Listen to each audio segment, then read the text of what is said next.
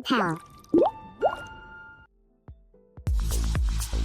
You're listening to Bloomscast, the official podcast of Blooms.io, home of the bioactive library for mass spectrometry instant optimization. Let's dive into the latest in natural chemistry, bioactive discovery, and the future of lab innovation. Phytoestrogens. Phytoestrogens. The name itself gives a clue, right? Phyto, plant, estrogen. Well, like estrogen, they're plant compounds that are structurally and functionally pretty similar to estrogen, a key hormone in our bodies. Exactly. So if you're someone curious about health, maybe the natural world, or even drug discovery, this is really relevant. Definitely. Our goal today, our mission, is to really get a handle on phytoestrogens. What are they? Where do they come from in plants? And how are they potentially useful for developing new medicines? Right. We've been looking at some solid scientific research on this. Okay, let's dive in then. Let's unpack this. Fundamentally, what is a phytoestrogen? Okay, so in essence, phytoestrogens are non-steroidal polyphenolic compounds. Plants make them. Non-steroidal, polyphenolic. Okay. Yeah, and what makes them really stand out is their molecular shape, their architecture. It looks surprisingly like our own estrogens, specifically 17-estradiol or E2. And because they look similar, they can actually interact with our estrogen receptors ER-alpha and ER-beta. So ERI and ERO. Yep. Think of these receptors like light switches in our cells. When something binds a ligand like estrogen or a phytoestrogen, it flips the switch. Okay. And that tells the cell to turn certain genes on or off, affecting things like cell growth and function. So they're almost like botanical keys that can fit into some of the same locks in our cells as our own hormones do, potentially triggering similar things. That's a great analogy, actually. Yeah. Yes, and because of that interaction, they can have physiological effects that kind of echo what E2 does. Well, it opens up possibilities. Potential therapeutic uses for conditions where estrogen signaling is important. Things like osteoporosis, bone health, or cardiovascular function, even influencing certain cancers. Now, this is where it gets really fascinating for me. You mentioned the two receptors, ER-alpha and ER-beta. Do phytoestrogens interact with them differently? Does that selectivity matter? Oh, absolutely. That's crucial. Phytoestrogens often show different preferences or affinities for ERI versus ERA. Okay.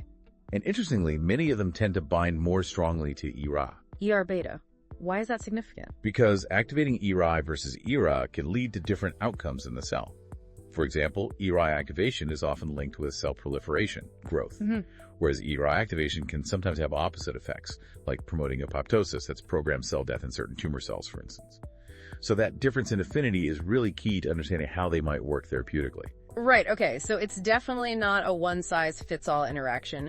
Different phytoestrogens might prefer different receptors, leading to potentially quite varied effects. Got it. Now, I know there are different types, different categories. Can you walk us through the main classes? Yeah, sure. They're generally grouped into four main classes based on their chemical structure. You've got isoflavones, coumestans, stilbenes, and lignans. Isoflavones, coumestans, stilbenes, lignans. Okay. And another important point. In the plant itself, they often exist bound to sugar molecules. We call these forms glycosides. Glycosides. Yeah. Like they're wearing a little sugar disguise that needs to come off later. Kind of, yeah. It affects how active they are initially. So for specifics, within the isoflavone group, you have some pretty well-known ones. Genistein, daidzein, glycitein. Genistein, daidzein. You heard of those. Right. And then there's formonetin and biochanin. These can actually be converted into other isoflavones in our body. And equal is a really interesting one. Equal? Why is that? Because it's not really abundant in plants directly. It's a metabolite. Certain gut bacteria make it after we eat things containing daidzein. Ah, the gut microbiome strikes again. Always playing a role. It really does. Okay, then you have the coumestans. Coustetrol's the main one there. Also methoxycoumestrol. Coumestans, got it. The stilbenes include resveratrol, famous from grapes and red wine. Resveratrol. And also pterostilbene, which is similar. And finally, the lignans. This group includes compounds like arctogenin directly from plants, but also enterodiol and enterolactone. Okay. And just like equal, those last two, enterodiol and enterolactone, are made by our gut bacteria from precursors we eat, like Secosolaris serecinol. Wow, okay. The gut bacteria are really busy with these compounds. They certainly are. Oh, and as a side note, there are also things called mycoestrogens, like zearalenone. These aren't from typical food plants, but from some fungi and mosses. Fascinating. So that's quite a diverse lineup chemically. If we want to find these in our diet, where should we be looking? I'm guessing soybeans are high on the list. You're absolutely spot on. Soybeans are packed with isoflavones, genistein, daidzein, glycine, the lot. Yeah. But the exact amounts can vary quite a bit. Depends on the soybean variety, how it's grown, how it's processed. Things like tofu, tempeh, soy milk. Right. Are there other sources for isoflavones? Yes. Other legumes, beans, lentils, chickpeas, and nuts have them too, just usually in lower amounts than soy. Okay, so soy and other legumes for isoflavones. What about the other classes? Where do we find comastans, still beans, lignans? Comastans turn up in things like peas, different kinds of beans, and sprouts like alfalfa and clover sprouts. And sprouts, okay. Still beans, mainly resveratrol, are in grapes, red wine, berries, peanuts, and lignans. Their precursors are actually pretty widespread. Flax seeds are famously loaded with a precursor called secosolarceresinol. Flax seeds, right. But you also find them in whole grains, lots of fruits and vegetables, sesame seeds, other legumes too. So it sounds like a varied plant-rich diet would naturally give you a mix of these. That's generally the case, yes. Okay, let's go a bit deeper into the chemistry. You said they're non-steroidal and polyphenolic. What does that actually mean for how they work? Right, so non-steroidal just means their basic structure isn't built from cholesterol, unlike our own estrogen, which is a steroid. Like a different basic skeleton. Exactly. And polyphenolic means they have multiple phenol groups. A phenol is basically a specific type of chemical ring, an aromatic ring, with one or more hydroxyl groups attached. Those OH groups, the hydroxyls, are they important? Very important. Because their position on those phenolic rings often matches up with hydroxyl groups on E2, our estrogen. And it's largely those hydroxyl groups that allow the phytoestrogen molecule to dock or bind to the estrogen receptors, like specific connection points. So even though the overall shape isn't identical to estrogen, they have these key features, these hydroxyl groups, in the right places to fit into the receptor. That's a good way to think about it, yes. Yeah. And even tiny differences between phytoestrogens matters, like take genistein and daidzein, they're both isoflavones, very similar. Yeah. But genistein has an extra hydroxyl group and a specific spot that daidzein doesn't have. And that small difference can change how strongly it binds to ERA versus ERA and what happens next in the cell. Subtle changes, big impact potentially. And you mentioned earlier they're often found in plants as glycosides bound to sugars. How do we get the active form? Yeah, the glycoside form. This is where that gut microbiome connection is just so critical again. Right. In the plant, they're often in this, let's say, locked form, bound to a sugar molecule, a 1-diglycoside. Technically, they're not very biologically active like that. Okay. But when we eat them, the bacteria living in our gut have enzymes that can actually snip off that sugar molecule. Like little scissors. Exactly. They cleave the glycosidic bond, releasing the aglycone, the phytoestrogen, without the sugar. And that form is generally much more bioavailable and biologically active. So our gut bacteria are essentially activating these compounds for us. In many cases, yes. The conversion of daidzein into equal, we mentioned earlier, that's a prime example. Right. Only certain bacteria can do it. And I think I've heard that not everyone's gut bacteria can do that conversion, like with equal. That's absolutely right. There's huge variation between people. It depends entirely on the specific mix of bacteria in your gut. So we talk about equal producers and non-equal producers. Someone might eat a lot of soy, but if their gut microbes can't make equal from the daidzein, they won't get the specific effects associated with equal itself. That really highlights how personalized our response to food and these compounds can be. It's not just what you eat, but what your microbes do with it. Precisely. It adds a whole layer of complexity and potential for personalized approaches down the line. Okay, let's pivot now to something really exciting. Drug discovery. How are scientists looking at these plant compounds for new medicines? Well, the potential is definitely there, and the interest comes directly from everything we've just discussed. Their ability to interact with estrogen receptors. Because they can bind to ERI and ERA, they might either mimic estrogen's effects, be estrogenic, or potentially block them, be anti-estrogenic in different situations.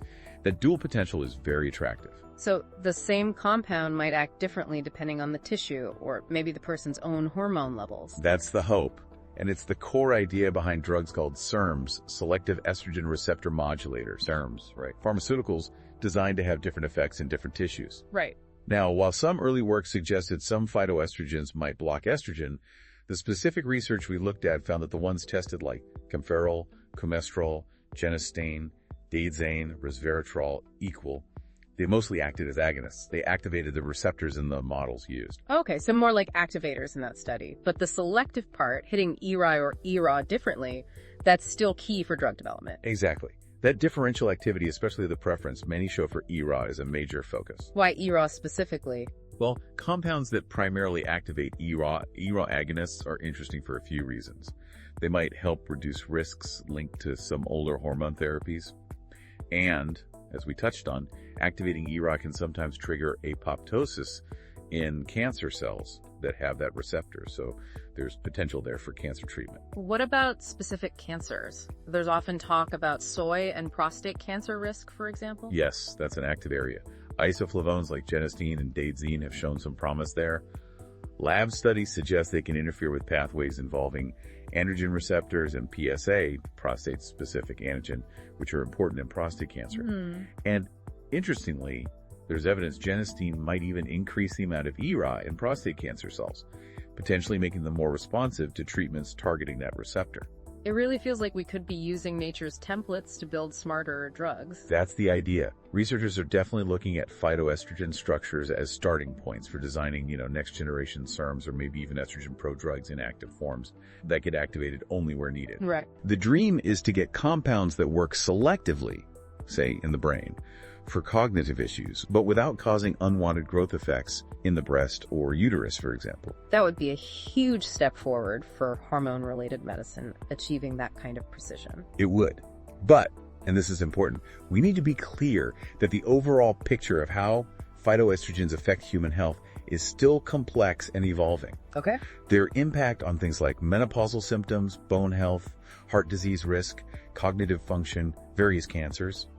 It's influenced by so many things. Like what? Like the specific phytoestrogen, the dose, how your body metabolizes it, especially your gut microbes, plus your sex, age, ethnicity, whether you're pre or postmenopausal. It's really individualized. Right. So the potential is clear, the research is ongoing, but it's definitely not a simple cause and effect story yet.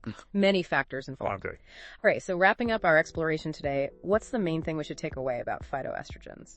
I think the core idea is that phytoestrogens are this incredibly diverse group of plant compounds. They're built differently from our own estrogen, but they share key features that let them interact with our estrogen receptors. We find them in lots of common plant foods, and because they can selectively influence ERI and ERO, they hold real promise for drug discovery, potentially leading to more targeted therapies down the road. That's a great summary. It really connects the dots between plants, our bodies, and medicine. Okay, so here's a final thought for everyone listening. Given how complex these phytoestrogen interactions are and how much our unique gut microbiome shapes their effects, how might personalized nutrition, truly tailored to your individual biology, be the key to unlocking the full therapeutic power of these natural compounds in the future? That's a really interesting question to ponder. It points towards a future where nutrition and medicine might become much more intertwined and personalized, harnessing nature's chemistry in a very specific way. Thanks for tuning in to Bloom's Cast, brought to you by blooms.io. Stay curious, stay connected, and we'll see you next time on the frontier of natural product innovation.